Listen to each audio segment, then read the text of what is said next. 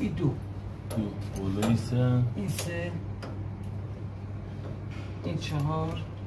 بالایی چیرونی یا این تنیه نه؟ اینمی که بسته شد این هم ببن اون آخری یکیچ آره این هم برای اطمینان ببن آره بازش کن شیر تخلیهش هم اون آخریه ها؟ شیر تخلیه آخریه اون آخریه مثلا یکی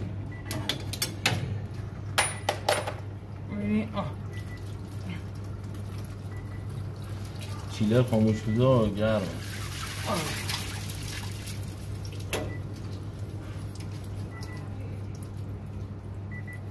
همین ده الان یه آب بگیرش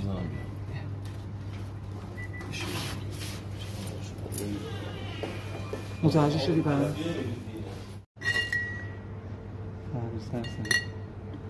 یه واشراش حتما واشراش کج نندازیم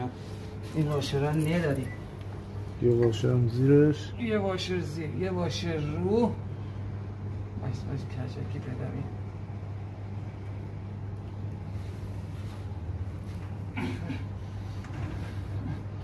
این واشراش خوبی که داره قشنگ سر جاش ببسیم خیلی راحت همه اتمام یارو چیزه چیزه رو مهم کنه دی افتاده همین نزاره دهنه مال گاهید خیلی سخت جا میرفتم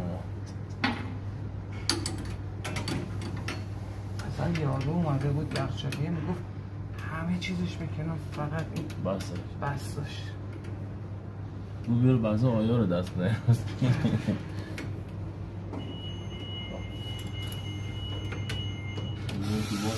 نه آب پیشم شما خاموش عرصه نه بالا میاد درسته؟